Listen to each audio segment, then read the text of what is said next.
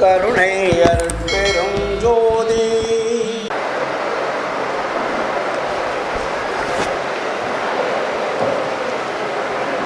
அருட்பெரும் ஜோதி அருட்பெரும் ஜோதி தனிப்பெரும் கருணை அருட்பெரும் ஜோதி. நினைந்து நினைந்து உணர்ந்து உணர்ந்து நினைந்து நினைந்து உணர்ந்து உணர்ந்து நெகிழ்ந்து நெகிழ்ந்து அன்பே நிறைந்து நிறைந்து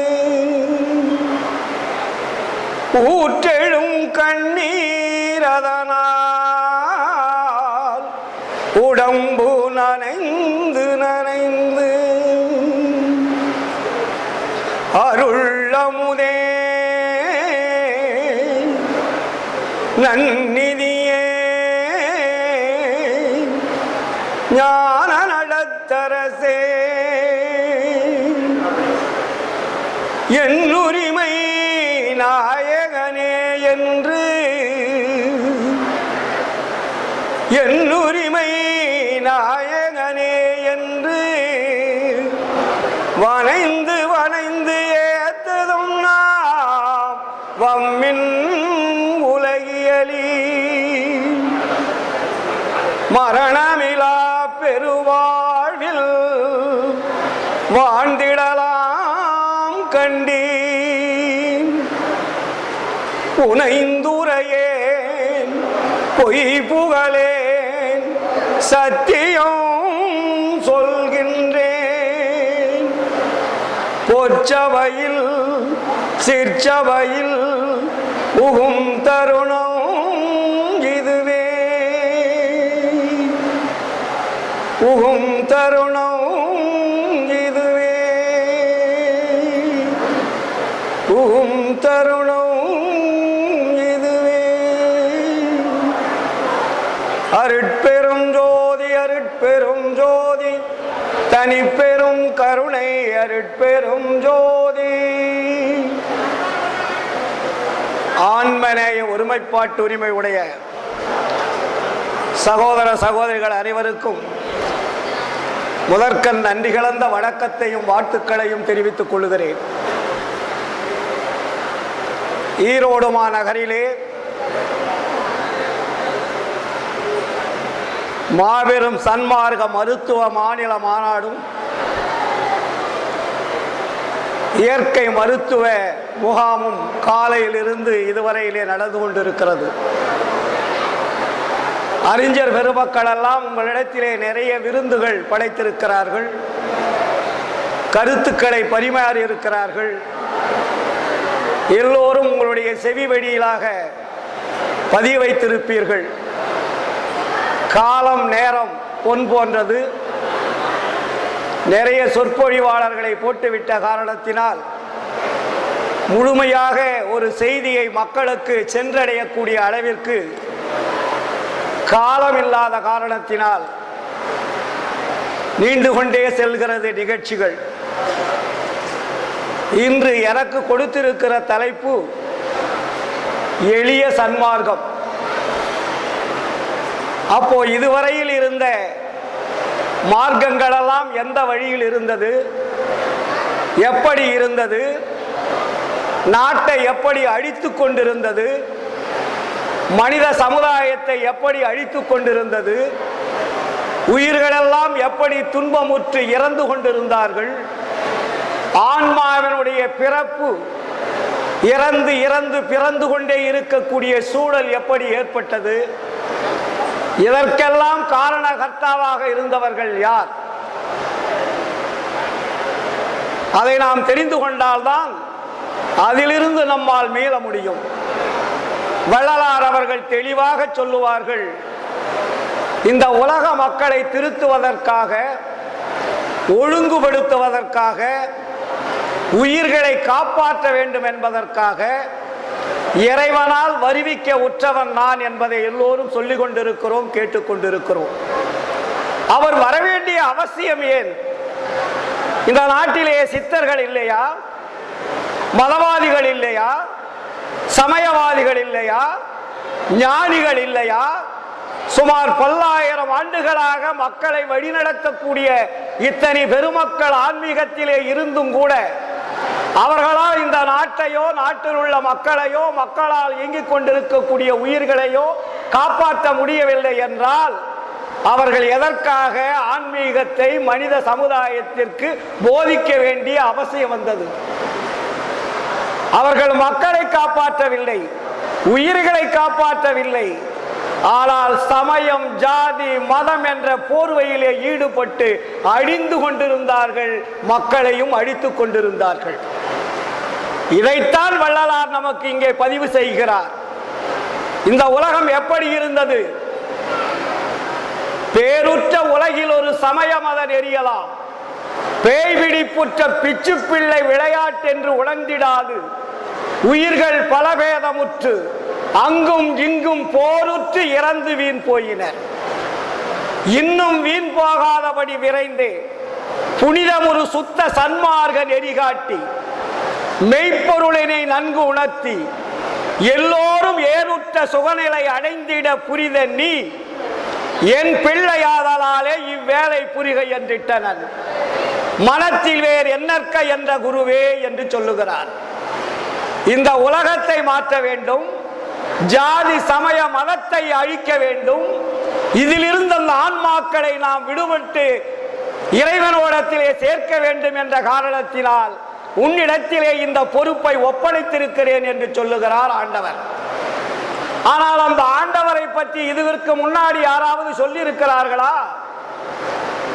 சமய மதங்களோ ஜாதிகளோ இந்த நாட்டிலே கோடான கோடி மார்க்கங்கள் இருந்திருக்கிறது. எந்த மார்க்கத்திலேயாவது உண்மையான கடவுள் இவர்தான் என்று சொல்லி இருக்கிறதா என்று பார்த்தால் உண்மையான கடவுள் யாருக்குமே தெரியவில்லை, யாருமே பார்க்கவில்லை. எங்கிருக்கிறார் என்று அவர்களுக்கு தெரியாது. ஆனால் வள்ளலார் வந்துதான் நம்முடைய உண்மையான தாய் தந்தை யார் என்பதை இந்த சமுதாயத்திற்கு தெரியப்படுத்துகிறார். அவர்தான் அருட்பெருஞ்சோதி ஆண்டவர் என்ற மெய்ப்பொருள் என்று சொல்லுகிறார். அப்ப அந்த மெய்ப்பொருள் எங்கே இருக்கிறது? இதுவரையில் யாரும் அதை காட்டவில்லையா? காட்டவில்லை. சித்தர்கள் வந்தார்கள். காலையிலிருந்து சித்த மார்க்கத்தினுடைய மருத்துவத்தை பற்றி பேசிக் கொண்டிருக்கிறோம். எந்த சித்தர்? சித்தர் என்றால் யார்? கர்ம சித்தரா, யோக சித்தரா, ஞான சித்தரா? எந்த சித்தருடைய வகையை, எந்த சித்தர் காட்டிய வழியை நீங்கள் பின்பற்றி கொண்டிருக்கிறீர்கள்? இதுவரையில் சித்தர் காட்டிய வழியை பின்பற்றி இருந்தால் நீங்கள் எல்லாம் வாழ்ந்திருக்கலாமே, மரணமிலா பெருவாழ்வு அடைந்திருக்கலாமே. எந்த மதங்கள் சொல்லி இருக்கிறது? எந்த சமயங்கள் சொல்லி இருக்கிறது? எந்த மதமும் எந்த சமயம் சொல்லவில்லை, மக்களை அழித்துக் கொண்டிருந்தது. இதைத்தான் வள்ளலார் நமக்கு தெளிவுபடுத்துகிறார். இப்பொழுது வந்திருக்கவர் யார் தெரியுமையா? ஞான சித்தர். இதற்கு முன்னாடி இருந்தவர்கள் எல்லாம் கர்ம சித்தர், யோக சித்தர்கள். கர்ம சித்தருடைய காலம் முடிந்தது, யோக சித்தருடைய காலம் முடிந்தது. எப்பொழுது? 1874க்கு பிறகு ஞான சித்தருடைய காலம் ஆரம்பமாகிவிட்டது. நடைபெற்றுக் கொண்டிருப்பது ஞான சித்தருடைய காலம். ஞான சித்தர் என்பது யார்? ஞான சித்தர் என்பதுதான் அருட்பெருஞ்சோதி ஆண்டவர். அதனால்தான் ஞான சபை தலைவனுக்கு நல்ல பிள்ளை நானே என்றார். ஞான சபை தலைவன் என்பது யார் என்றால் அவர்தான் அருட்பெருஞ்சோதி ஆண்டவர். அந்த அருட்பெருஞ்சோதியின் இதுவரையில் பார்த்திருக்கிறீர்களா? அது எங்கே இருக்கிறது? தினமும் படிக்கிறீர்களே. வள்ளலார் சொல்லுகிறார் ஆண்டவர் எங்கே இருக்கிறார் என்று. ஒரு பிரமன் அண்டங்கள் அடிமுடி பெருமையே உண்ண முடியாது. 1000 திருகலரு பல கோடி ஈசனண்டம் சதாசிவன் அண்டம் எண்ணிறந்த சத்தி சத்தர்தம் சீரண்டம் என் புகழ்வேன் உருவுறும் அண்டங்கள் அத்தனையும் அருள் வெளியில் உரு சிறு அணுக்களாக ஊடசைய அதன் நடு நின்று நடனவிடு ஒரு பெருங்கருணை அரசே மருவியனை ஆட்கொண்டு மகனாக்கி அருள் தந்த ஒளியே என்று சொல்லுகிறார். அப்புறம் அவர் இங்கே இருக்கிறார். பல கோடி அண்டங்களையும் இயக்கிக் கொண்டு அருள் வெளியிலே தன்னம் தனியாக அருள் நடனமிட்டுக் கொண்டிருக்கக்கூடிய ஆண்டவரை கண்டார், கழித்தார், கலந்தார். இதுவரையில் யாரும் கண்டிருக்கிறார்களா? இல்லை. அவரை பற்றி தெரிந்திருக்கிறார்களா? இல்லை. அவருடனே கலந்திருக்கிறார்களா? இல்லை. ஏனென்றால் உண்மை ஒழுக்க நெறியோடு வாழுகின்ற பொழுதுதான் இறைவனை நாம் காண முடியும் என்ற எளிய வழியை நமக்கு சொன்னவர் வள்ளலார். அதற்கு ரெண்டே ரெண்டு. ஒன்று, சாகும் கல்வி. இந்த வெளியே நீங்க படிச்சுட்டு வந்தீங்க, அதனாலதான் எல்லாரும் செத்துக்கிட்டே இருக்கிறோம். இதுவரையில் வள்ளலாருக்கு முன்னாடி சாகா கல்வியை பற்றி யாராவது சொல்லி இருக்கிறார்களா என்றால் இலைமறை காய்வரைவாக சொல்லியிருக்கிறார்களே தவிர தெளிவாக சொல்லவில்லை. அதனால் நம்மால் கற்றுக்கொள்ள முடியவில்லை. சாகா கல்விக்கு எங்கே செல்ல வேண்டும்? பல்கலைக்கழகத்துக்கு போகணுமா, இல்ல ஹைஸ்கூலுக்கு போகணுமா, காலேஜுக்கு போகணுமா? எங்கேயும் போக வேண்டியதில்லை. சாகா கல்வி கற்பதற்கு ஒழுக்கம் தேவை. அதனால்தான் வள்ளலார் சொன்னார், ஒழுக்கம் என்பதுதான் ஒரு மனிதனுடைய அடிப்படை லட்சியம். கல்வியை பிரிச்சாரே வள்ளலார். சுத்த சன்மார்க்கம் என்ற ஒரு பட்டையை வைத்தார் நமக்கு. அந்த சுத்த சன்மார்க்கம் என்பது உண்மை நெறியை போதிக்கக்கூடிய மார்க்கம் என்பது பொருள். அந்த சுத்த சன்மார்க்கத்திற்கு மரபு என்று வைத்தார். அந்த மரபை நம்மால் கையாள முடிகிறதா? கையாண்டு கொண்டு இருக்கிறோமா? இவ்வளவு காலமாக சன்மார்க்கத்திலே இருக்கிறீர்கள். வள்ளலார் சொன்ன சாகா கல்வியை தினமும் படிக்கிறீர்கள். எந்த வாழ்க்கை வாழ்ந்து கொண்டிருக்கிறீர்கள்? வள்ளலார் தெளிவாக சொல்லுகிறாரே, சாகாத கல்வியே கல்வி, ஒன்றே சிவம்தான் அறிந்த அறிவே தகும் அறிவு, மலம் ஐந்து என்ற வல்லபமே தனித்த பூரண வல்லபம், வேகாத காலாதி கண்டுகொண்டு எப்பொருள் விளைய விளைவித்த தொழிலே மெய்த்தொழிலதாகும். இந்நான்கையும் ஒருங்கே வியந்து அடைந்து மா காதலுற எல்லாம் வல்ல சித்தாகி நிறைவான வரமே இன்பமா, மண்ணு மீது நீ பெற்ற சுத்த சன்மார்க்கத்தின் மரபென்றுரைத்த குருவே. சுத்த சன்மார்க்கத்தினுடைய மரபு என்ன? கடவுள் ஒருவரே என்ற உணர்வு வர வேண்டும். கடவுள் வேறொருவர் இருக்கிறார் என்ற அறிவு உங்களுக்கு மழுங்கிவிட்டால் சுத்த சன்மார்க்கம் விளங்காது. வேகாத கால், இந்த உடம்புல வேகும் கால் தான் நீங்க செஞ்சிட்டு இருக்கிறீங்க. வேகாத காலை கண்டுபிடிக்கணும். அதான் சாகாத்தலை வேகா கால் போகா புடல், அதுக்கு ஒரு சேப்பே கொடுத்தாரு. அதெல்லாம் போனா நேரமாகும். ஆனா நமக்கு வேண்டியது என்ன? இங்க போ ஆன்ம நெகிழ்ச்சி, மன நெகிழ்ச்சி, இந்த ரெண்டு நெகிழ்ச்சி நமக்கிட்ட இருக்கு. போ இது வெளியே நமக்கு வழிகாட்டியவர்கள் எல்லாம் சரியே கிரிய யோகம் ஞானம் எல்லாம் மன நெகிழ்ச்சிக்கு வழிகாட்டியது. மனம் என்பது எங்கே இருக்கிறது? உடம்ப வள்ளலார் நாளா பிரிச்சார். அகம் அகப்புறம், புறம் புறப்புறம். அகம் என்பது ஆன்மா, அகப்புறம் என்பது ஜீவன், புறம் என்பது கரணங்கள், புறப்புறம் என்பது இந்திரியங்கள். அப்ப இது நாளுக்கு என்ன வச்சார் வள்ளலார்? நாளுக்கு நாலு ஒழுக்க வேண்டும். Very simple. அப்ப இந்திரியம் என்பது என்ன?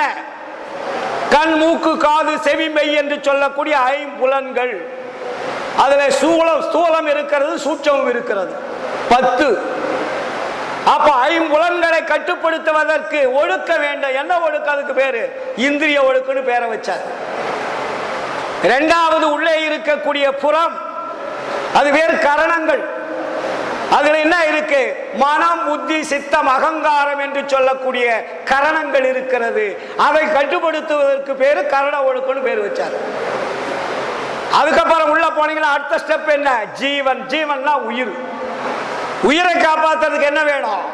ஜீவ ஒழுக்குன்னு பேர் வச்சார். இந்த 3 ஒழுக்கமும் கைகூடினாதான் உங்களுக்கு 4வது ஒழுக்கம் அகம் என்ற ஆன்மாவில் இருக்கக்கூடிய இடம். அதுக்கு பேரு ஆன்ம ஒழுக்கம்னு பேரு. இந்த 4 ஒழுக்கத்தை நீங்க என்ன கடைபிடிக்கணும்னு சொன்னார் வள்ளலாரு? 2 ஒழுக்கத்தை கடைபிடிக்கின்றார். 2 ஒழுக்கம்னா என்ன? இந்திரிய ஒழுக்கம், கரண ஒழுக்கம். அப்ப இந்திரிய ஒழுக்கத்தில் கடைபிடிக்கிறதுனால நமக்கு என்னப்பா கிடைக்குது? இதுவரையிலே நீங்கள் ஆலய வழிபாட்டுக்கு சென்றீர்கள், கோயில் குளங்களுக்கு சென்றீர்கள், தியானம், யோகம், தவம் செய்தீர்கள். இதனால் உங்களுக்கு கிடைக்கக்கூடிய லாபம் என்ன? கண்கள். கண்ணில் என்ன பார்க்கறீங்க? எல்லாத்தையும் கண்ணில் தான் பார்க்கறீங்க. அவ கண்ணில் பார்க்கறதுனால உங்களுக்கு என்ன கிடைக்க போகுது? ஆன்ம நிகழ்ச்சி வந்துடுமா என்றால் வராது.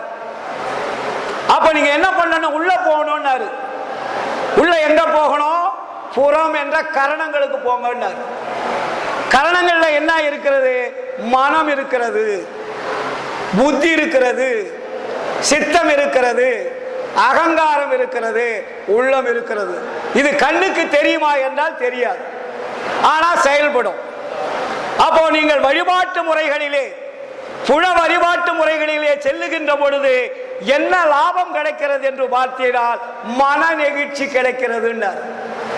Very simple. மன நெகிழ்ச்சின்னா என்ன? மனம் மகிழ்ச்சி அடைவது. அது எவ்வளவு நேரத்துக்கு தாங்க? கோயிலை விட்டுட்டு வெளியே வந்தீங்கன்னா போயிடும். அதுக்கு பேரு மன நெகிழ்ச்சி, மன உருக்கம். கோயில்ல போவீங்க, ஐயரு மணி ஆட்டுவாரு, தீபாவளி காட்டுவாரு, கையெடுத்து கும்புவீங்க, உடனே மன மகிழ்ச்சி அடையுது, ஆண்டவருடைய தரிசனத்தை பார்த்துட்டுன்னு வருவீங்க. அப்ப என்ன மகிழ்ச்சி அடையுது? மன மகிழ்ச்சி அடைகிறது. அது வீட்டுக்கு வந்தோம்னா அந்த மன மகிழ்ச்சி அழிஞ்சு போயிடும், அது நிக்காது. இதுதான் பக்தியில கிடைக்கக்கூடிய லாபம். அதுக்குதான் வள்ளலார் என்ன சொன்னாரு? நீங்கள் மனதை அடக்குவதை விட நீங்க என்ன பண்ணணும்? முதல்ல கண்ணை நீங்க கண்ணுல தானே பாக்குறீங்க, கண்ணை வந்து கரெக்ட் பண்ணுங்கடா இந்திரிய ஒடுக்கத்துல. இதுவரை நீங்க உருவத்தை பார்த்து பார்த்து பழகிட்டீங்கப்பா. கண்ணில உருவம் பார்க்கும் போது மனதில் போய் பதிவாகிறது. மனதில் பதிவானா ஜீவன்ல பதிவாகுது, ஜீவன்ல பதிவானா ஆன்மாவில் பதிவாகுது. அது திரைகளாக உங்களுடைய ஆன்மாவை மறைத்துக் கொள்ளுகிறது. அப்ப இதுக்காக உங்களுக்கு வரக்கூடிய துன்பம், துயரம், அச்சம், பயத்தை போக்குவதற்கு எங்க செல்றீங்க? கோயிலுக்கு செல்றீங்க, இல்லைன்னா ஏதாவது ஒரு சாமியார் மடத்துக்கு போறீங்க, இல்ல ஒரு பணம் வாங்கிட்டு யாராவது தியானம், யோகம், தவம் சொல்லிக்கிட்டா அங்க போறீங்க. பணத்தையும் கொடுத்துட்டு உங்களுடைய துன்பம் போகுதா, துயரம் போகுதா, கஷ்டம் போகுதா? எதுவுமே போகாது. ஏன்னா அது மன நிகழ்ச்சியோட நின்று போயிடுது.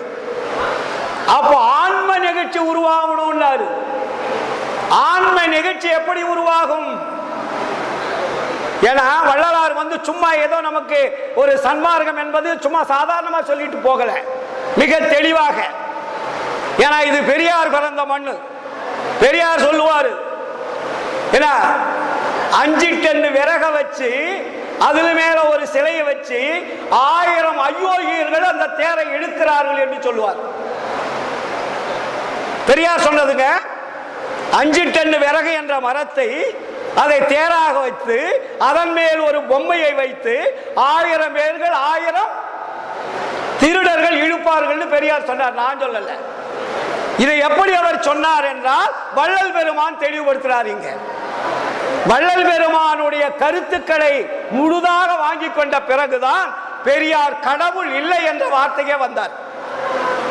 ஏன்னா வள்ளலார் தெளிவுபடுத்துறாரு, தெய்வங்கள் பல பல சிந்தை செய்வாரும், சேர்கதி பல பல செப்புகின்றாரும், பொய் வந்த கலை பல புகன்றிடுவாரும், பொய் சமயாதியம் எச்சுகின்றாரும், மெய் வந்த திருவருள் விளக்கம் ஒன்றில்லா வீண் கழிக்கின்றார்.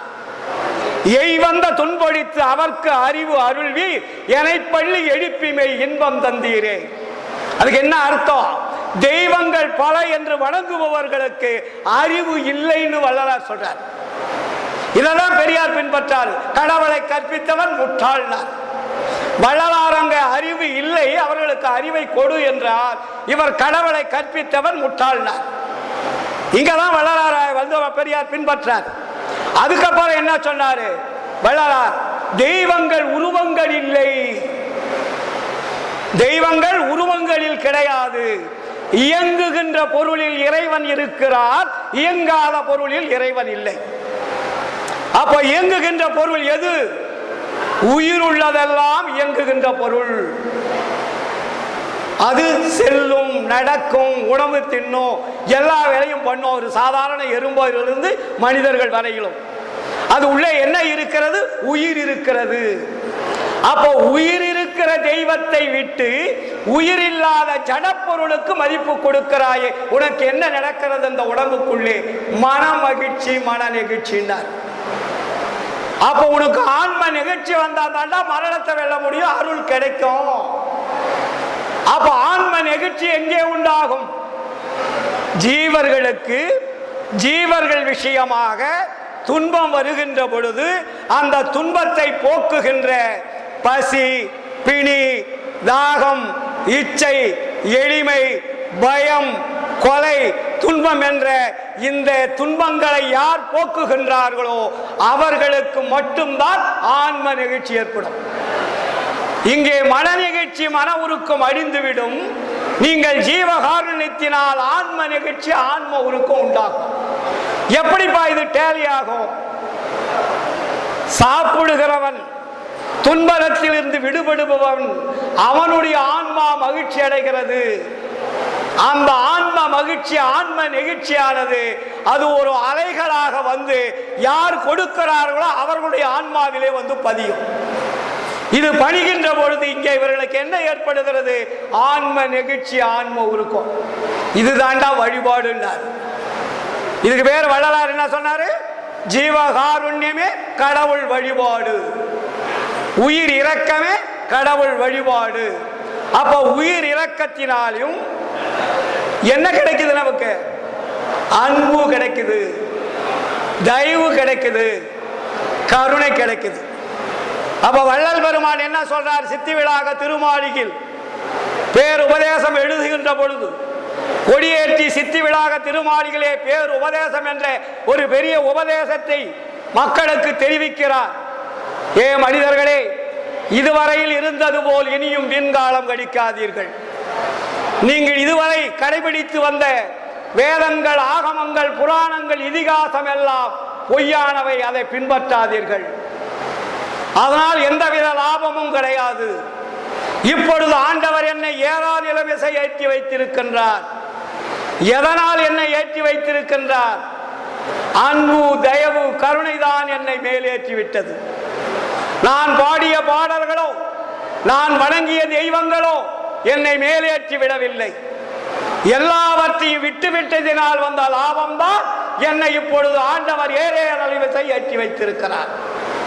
நீங்களும் விட்டு விட்டீர்களானால் என்னை போன்ற பெரிய லாபத்தை அடைவீர்கள். அதுக்கப்புறம் ஒரு கேள்வி போட்டார். இதுவரையில் விடாதிருந்தவர்கள் என்ன லாபத்தை அடைந்தார்கள்? ஒரு கேள்வி கேட்டார். அப்போ இதுவரையில் விடாதிருந்தவர்கள் எந்த லாபத்தையும் அடையவில்லை. ஆதலால் நீங்கள் உண்மையான இறைவனை தொடர்பு கொள்ள வேண்டுமானால் நாம் என்ன செய்யணும்? உயிர்களிடத்தில் அன்பு காட்டணும், இரக்கம் காட்டணும், தயவு காட்டணும். அவனுக்கு ரிட்டர்ன் கிடைக்கிறது கருணை. அப்ப நமக்கு கருணை லோடாகின்ற பொழுது என்ன ஆகும்? ஆண்டவர் நம்மளை பார்க்கிறார். கருணைக்கு தான் தேவையாகும். அதனால்தான் வள்ளலார் கருணை ஒன்றே வடிவாகி பிறர்களுக்கு அடுத்த கடும் துயர் அச்சமாதிகளை தவிர்க்கும் நல் வளம்தான் நல்குதல் எனக்கு இச்சைகான் என்றாய். அவர் கேட்டது ஆண்டவர்கிட்ட என்ன? எத்துணையும் வேதமுறாது எவ்வுயிரும் தம்முயிர் போல் இருக்கக்கூடிய ஒரு உணர்வை எனக்கு உருவாக்கு என்று இறைவனிடத்திலே கேட்டார். அடுத்தது என்ன கேட்கிறார்? உலகத்தில் யாருமே கேட்கல. எந்த ஞானியும் ஒரு வாடிய பயிரை கண்டு வாடியதாக வரலாறுகள் கிடையாது. ஏன் பயிர் வாட வேண்டும்? பயிர் வாடினால் இவர் ஏன் வாட வேண்டும்? எல்லா உயிர்களுக்கும் பசி என்பது ஒரு உபகார கருவி. இறைவனால் கொடுக்கப்பட்ட உபகார கருவி பசி என்பது. இந்த பசியை தாவரங்களுக்கு மழை இல்லாமல் தாவரங்கள் வாடுகின்ற பொழுது யாருடைய குற்றம்? இறைவனுடைய குற்றம். அப்போ இறைவனுடைய குற்றத்தை உணர்ந்த வள்ளலார் இந்த பயிர் வாடுவதற்கு யார் காரணம்? அவரவர்கள் விவசாயம் செய்பவர்கள் தண்ணீர் விடுவார்கள். காடுகளிலே, மலைகளிலே, வரப்பு வாய்க்கால்களிலே இருக்கக்கூடிய பயிர்கள் வாடுகின்ற பொழுது அந்த பயிருக்கு என்ன தேவை? மழை தேவை. மழை இல்லாமல் வாடுகிறது. அதனால்தான் வள்ளலார் அந்த பாடலை அழுத்தமாக போட்டார். வாடிய பயிரை கண்ட போதெல்லாம் வாடினேன், நீடிய பிணியால் வருந்துகின்றோர் தம் நேருற கண்டுளம் துடித்தேன், ஈடின் மாளிகளாய் ஏழைகளாய் நெஞ்சிழைத்தவர் தமை கண்டே இழைத்தேன் என்று சொன்னார். இதை பார்த்த ஆண்டவர் தான் வள்ளலாருக்கு அருளை வாரி வாரி வழங்கினார். இதான் மெயின் பாயிண்ட். மற்றவர்களுக்கும், மற்ற சித்தர்களுக்கும், மதவாதிகளுக்கும், சமயவாதிகளுக்கும் கிடைக்காத ஒரு லாபம் வள்ளலாறு கிடைத்தது எது என்றால் இந்த ஜீவகாருண்யம் என்ற வாடிய பயிரை வாடியவர் வள்ளலார். இதுக்கு என்ன சார் ஆதாரம் இருக்கு? ஆண்டவருக்கு துன்பம் இருந்ததா? ஒரு ஆன்மாக்கள் கூட இதுவரையில் வீடு திரும்பவில்லை. வந்த ஆன்மாக்கள் எல்லாம் இங்கே மாயில் சிக்குண்டு அழிந்து கொண்டிருக்கிறது. வழிகாட்டியவர்கள் எல்லாம் குற்றவாளிகளாக இருக்கிறார்கள். ஒரு சமய மதவாதி கூட ஒடுக்கமான வழியை காட்டவில்லை. ஆதலால் வந்த ஆன்மாக்கள் வழி தெரியாமல் அலைந்து கொண்டிருக்கிறது.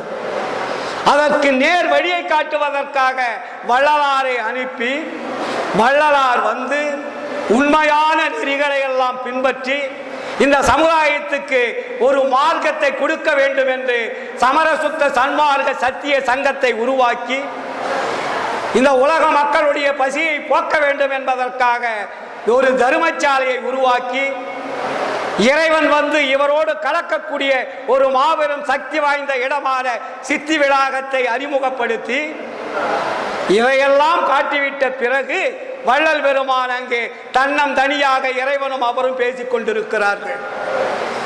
இறைவன் வள்ளலாரிடத்திலே சொல்லுகிறார், மகனே, துன்பலாம் தீர்ந்தன, சுகம் பலித்தது, நினை சூழ்ந்த அருளொளி நிறைந்த சுத்த சன்மார்க்க நிலை அனுபவம் நினக்கே சுதந்திரமதானது. ஏன்? உலகில் வன்பெலாம் நீக்கி நல் வழியெல்லாம் ஆக்கி மெய் வாழ்வெல்லாம் பெற்று மிகவும் மண் உயிரெல்லாம் கழித்திட நினைத்தனை. இங்கதான் கொண்டாந்து வைக்கிறார். மிகவும் மண் உயிரெல்லாம் கழித்திட நினைத்தனை. யாரு? நீதான். வேற எவ்வளவு நினைக்கிறாங்க? மண் உயிர்னா தாவரங்கள். மிகவும் மண் உயிரெல்லாம் கழித்திட நினைத்தனை உன் மன நினைப்பின் படிக்கை அன்பனி பெருக உளவாது நீடூடி விளையாடுக. என்ன கொடுக்கிறாராம்? அருஜோதியாம் ஆட்சி தந்தோ, உன்னை கைவிடோ கைவிடோ ஆணை நம்மாழை என்றே இன்புற திருவாக்களித்து என் உள்ளே கலந்து இசைவுடன் இருந்த குருவே. எவ்வளவு தெளிவா சொல்லிட்டாரு. இப்ப நம்ம வள்ளலார் வந்து செத்தாரா, சாகலையா, துன்பம் அடைஞ்சாரா, துன்பம் அடையலையா, மரணமெலா பெருவாழ்வு உண்டா இல்லையா என்ற இந்த கேள்விகள் எல்லாம் சன்மாரிகளும் கேட்டுக்கொண்டிருக்கிறார்கள், மற்றவர்களும் கேட்டுக்கொண்டிருக்கிறார்கள். என்னையா அநியாயம்?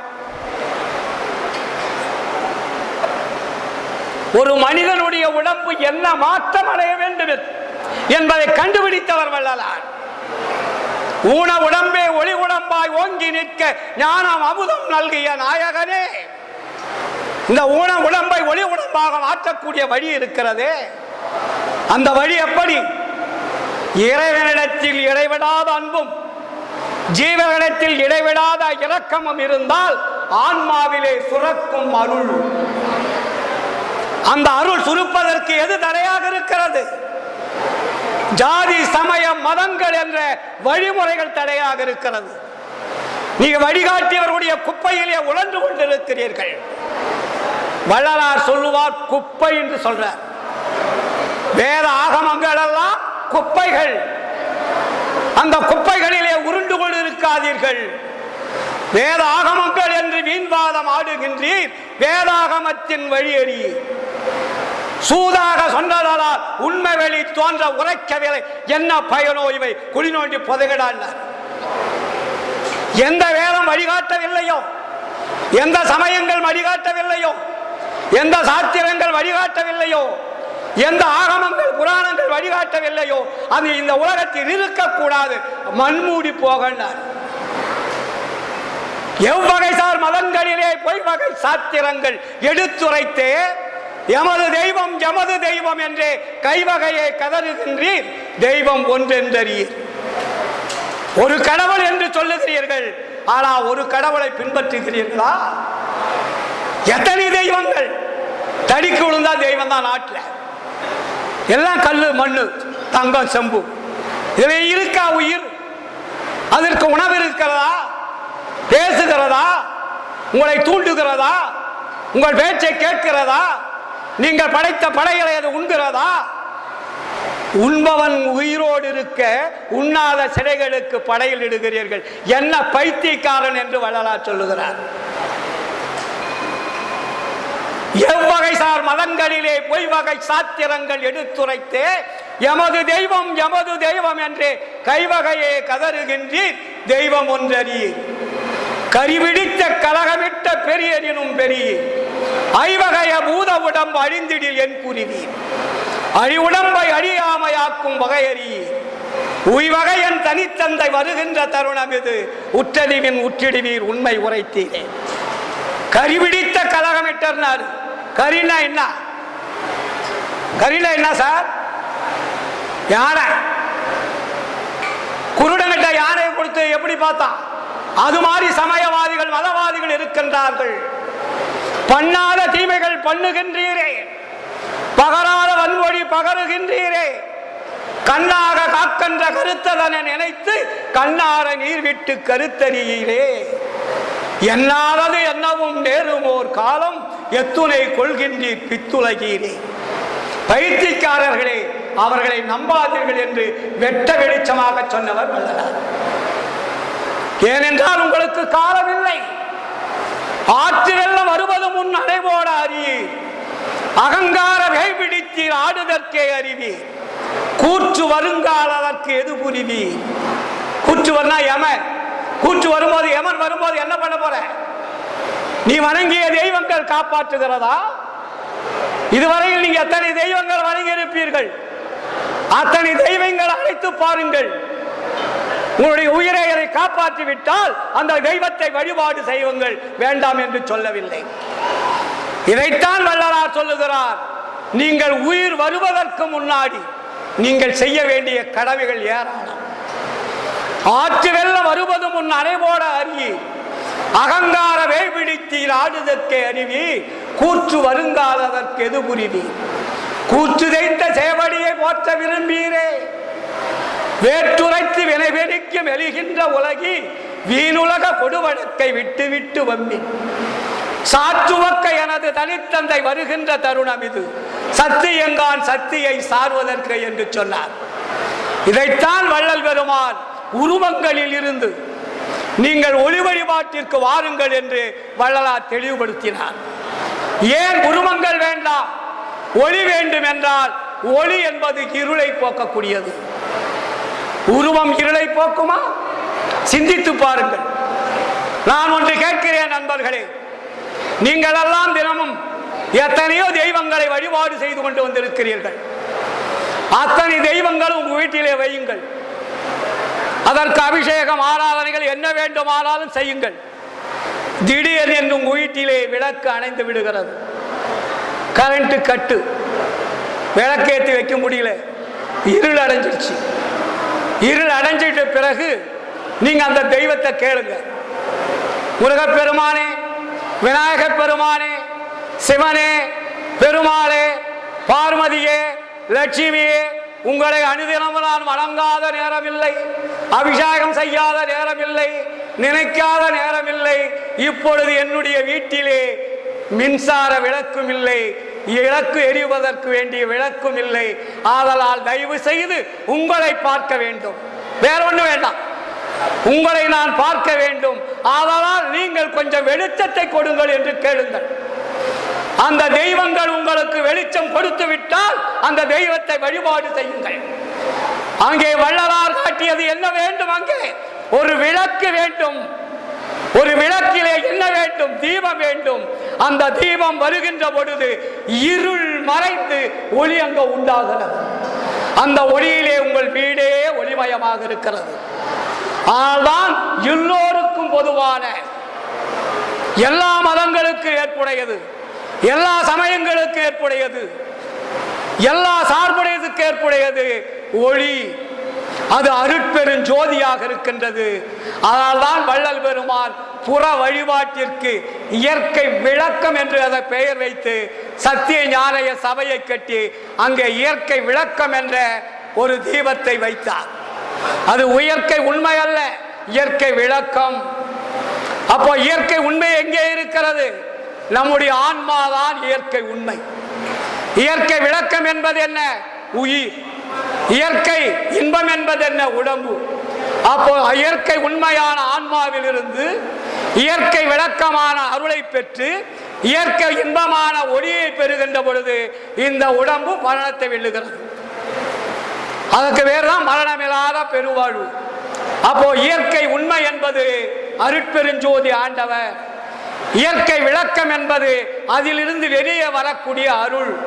இயற்கை இன்பம் என்பது எல்லா உயிர்களும் இன்பம் அடைவதற்கு வேறு இயற்கை இன்பம். அதனால்தான் வள்ளலார் ஆண்டவருக்கு ஒரு பேரை வச்சார், இயற்கையிலே ஒன்றுமில்லார். இயற்கையிலே ஒன்றுமில்லார் இயற்கை சக்காவும். அப்போ இங்க என்ன நமக்கு சொல்றார்? இயற்கை என்பது எங்கே இருக்கிறது என்றால் ஒவ்வொரு மனித உடம்பிலும் ஒரு ஜீவனும் இருக்கக்கூடிய இடத்திற்கு ஒளியாக இருக்கிறது எதுவோ அதுதான் இயற்கை உண்மை. அப்ப அந்த இயற்கை உண்மையான இறைவன் எல்லா உடம்பிலும் இருக்கிறார். அப்போ எல்லா உடம்பில் இருக்கக்கூடிய இறைவனை நீங்கள் என்ன நினைக்கணும்? அவங்களுக்கு துன்பத்திலிருந்து போக்கணும். அந்த துன்பத்தை யார் போக்குகிறார்களோ அங்க வழிபாடு முடிஞ்சிடுச்சு. அந்த வழிபாடுதான் உயிர் இரக்கம் ஜீவகாருண்யமே மோட்ச வீட்டின் திறவுகோல். அப்போ நீங்கள் ஜீவகாருண்யம் விளங்குகின்ற பொழுது என்ன கிடைக்குது? சாவி கிடைக்குது. என்ன சாவி கிடைக்குது? மோட்ச வீட்டின் திறவுகோல். மோட்ச வீடு எங்கே இருக்கிறது? வேற எங்கேயும் இல்லை, உங்க ஆன்மா இருக்கிற இடம் தான். அந்த ஆன்மா இருக்கிற இடம் லாக்கா இருக்கு. 7 திரைகளாக லாக் அடிச்சாச்சு. அப்ப அது என்ன தேவை? அதுக்கு அதை ஓபன் பண்ணாதான் அருள் கிடைக்கும். அருள் வேணும் என்றால் என்ன தேவை? ஜீவகாருண்யம் வேணும். ஜீவகாருண்யத்தின் லாபமே மோட்ச வீட்டின் திறவுகோல். சாவி அப்பதான் கிடைக்கும். அப்ப சாவியை திறப்பது உன்னுடைய ஆன்மாவை திறப்பதுன்னு பேரு. அங்கிருந்து தான் அருள் சுரக்கும். அருள் சுரந்தாதான் இந்த உடம்பு அருள்மயமாக வேதியியல் மாற்றம் ஏற்படும். இந்த மாற்றம் ஏற்படுத்தல அகவல் அருட்பெருஞ்சோதி அகவல்ல தெளிவா சொல்லியிருப்பார். தோழலாம் குழந்திட சூழ்நரம் அனைத்தும் மேலலாம் கட்டவை விட்டு விட்டு இங்கிட மடலலாம் மூளை மலர்ந்திட அமுதம் உடலலாம் ஊற்றெடுத்து ஓடி நிரம்பிட உன்னகை தோற்றிட ரோமம் ஒருத்திட என்று அது ஒரு பட்டியல் போட்டுக்கிட்டே இருப்பார். அப்ப கடைசியில் என்ன கிடைக்குதா? பொன்னுடம்பு எனக்கு பொருந்திடும் உருட்டால் என்னுலம் கலந்த எந்தனி அன்பே தெளிவுபடுத்துகிறார்.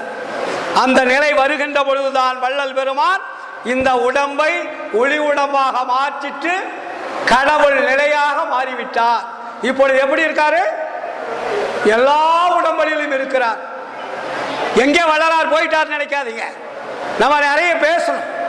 நம்ம தான் தமிழ்நாடு பூரா பேசிக்கிட்டு இருக்கிறவன். அங்கங்க வந்தீங்கன்னா நிறைய விளக்கம் கேட்டுக்கலாம். ஏன்னா இங்க நேரத்தையும் காலத்தையும் கருதி நம்ம ஒரு குறிப்பிட்ட விஷயத்தை மட்டும்தான் அங்க சொல்ல முடியும். அதற்கு மேல நமக்கு நேரம் காலங்கள் கிடையாது. எல்லோருக்கும் வாய்ப்பு கொடுக்கணும். அதனால வள்ளல் பெருமான் கடைசியில் என்ன சொல்றாரு? துன்மார்க்கம் எல்லாம் தொலைத்து விட்டேன், சுத்த சிவ சன்மார்க்கம் தலைப்பட்டேன், என் மார்க்கம் நன்மார்க்கம் என்றே வானாட்டார் மகிழ்கின்றார். நீங்க மகிழாட்டியும் கூட உங்களுக்கு வழிகாட்டியவர் இருக்கிறார்களே, அவர்கள் இப்பொழுது மகிழ்ந்து கொண்டிருக்கிறார்கள். நமக்கு வழிகாட்டியவர் வள்ளலார் தான். அதனால்தான் அவர் சொன்னாரு, இந்த உடம்பு இப்ப எப்படி இருக்கா? அழிக்க முடியாத உடம்புன்னார். காற்றாலே புவியாலே ககன மதனாலே கடலாலே புனலாலே கதிராதியாலே கூச்சாலே கொலை கருவியாலே பிறரையற்றும் கொடும் செயல்களாலே வேற்றாலே எஞ்சான்றும் அழியாதே விளங்கும் மெய்யழிக்க வேண்டும் என்றே விரைந்தளித்தான் எனக்கே. ஏற்றாலே இழிவனை நீ நிறையாதிர் உலகி என் தந்தை அருட்பெருஞ்சோதி இறைவனை சார்வீரே என்று கூறிக்கொண்டு எல்லாம் வல்ல அருட்பெருஞ்சோதி ஆண்டவர் தான் நமக்கு தாயாகவும் தந்தையாகவும் தாங்கி கொண்டிருப்பவர். அவரை நீங்கள் இடைவிடாது நினைப்பது மட்டுமல்ல, உங்கள் இல்லத்திலே ஒரு ஜோதியை ஏற்றி வைத்து அந்த மாபெரும் சக்தி வாய்ந்த மகா மந்திரம் என்ற உயர்ந்த மந்திரமாகிய அந்த மந்திரத்தை நீங்கள் இடைவிடாது சொல்ல வேண்டும். மற்ற மந்திரங்களா அதெல்லாம் இதுக்கு மகா மந்திரம் சொன்னார் வள்ளலார். இது சாதாரண மந்திரம் அல்ல. எல்லா மலர்ந்தரங்களை எட்டும் கீழே வைத்து மேலே நின்று கொண்டிருக்கக்கூடிய மாபெரும் சக்தி வாய்ந்த ஒரு பேர் ஒளியினால் எடுத்துக் கொடுக்கப்பட்ட மகா வாக்கியம். இது வள்ளலார் சொன்னதல்ல. அருட்பெருஞ்சோதி ஆண்டவரே, ஆண்டவருடைய டைட்டில் இதுதான், என்னுடைய பெயர் இதுதான் என்று வள்ளல் பெருமானுக்கு சொல்லிய பிறகுதான் இது ஆண்டவரால் எடுத்துக் கொடுக்கப்பட்ட மகா வாக்கியம் என்று பெயர் வைத்து, இனிமேல் நீங்கள் அருட்பெருஞ்சோதி அருட்பெருஞ்சோதி தனிப்பெருங்கருணை அருட்பெருஞ்சோதி என்ற அந்த மகா மந்திரத்தை சொல்லிக்கொண்டும் ஜெவகாருண்யம் என்ற உயிர் இரக்கத்தையும் இடைவிடாது இறைவனை தொடர்பு கொள்ளக்கூடிய சத்து விசாரம் என்ற இந்த 2 வழிகளை தவிர வேற வழிகள் கிடையாது. இதுதான் சன்மார்க்கத்தின் எளிய வழி. இதான் எளிய சன்மார்க்கம். படித்தவர்கள் இருந்து பாமர்கள் வரையில் எல்லோரும் தெரிந்து கொள்ளக்கூடிய ஒரு அற்புதமான ஒரு வழியை, ஒரு தூய்மையான ஒழுக்கம் நிறைந்த யதார்த்தமான கல்லாரும் கற்றவரும் என்று எல்லாற்றுக்கும் பொதுவான ஒரு மந்திரத்தையும் ஒரு வாழ்க்கை முறையும் மரணமிலா பெருவாழ்வு என்ற அந்த ஒப்பற்ற பெருவாழ்க்கை வாழ வேண்டும் என்ற வழிமுறைகளை எல்லாம் சொல்லியிருக்கின்றார்கள். அதை நீங்கள் எல்லாம் பின்பற்றி வாழ வேண்டும். அதன் வழியிலே வந்து நீங்கள் மரணமிலா பெருவாழ்வில் வாழ்ந்து மற்றவர்களுக்கும் வழிகாட்ட வேண்டும் என்று கூறிக்கொண்டு இந்த வாய்ப்பளித்த அத்தனை அன்புள்ளங்களுக்கும் நன்றி கூறி என்னுடைய சிறைய உரையை நிறைவு செய்கிறேன். நன்றி, வணக்கம், வாழ்த்துக்கள்.